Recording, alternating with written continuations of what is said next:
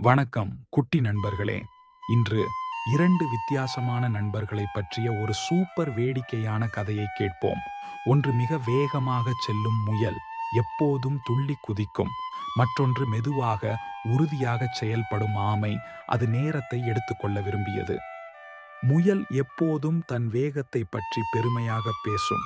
ஒரு நாள் அது ஆமையை பந்தயத்திற்கு சவால் விடும்.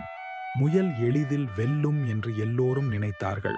ஆமை சிரித்துக்கொண்டே பார்ப்போம் என்றது. பந்தயம் தொடங்கியது. முயல் ஒரு நொடியில் வெகு தூரம் முன்னால் சென்றது. ஆமை மிகவும் பின்னால் இருப்பதை பார்த்து, நான் கொஞ்சம் தூங்கப் போகிறேன் என்று நினைத்தான்.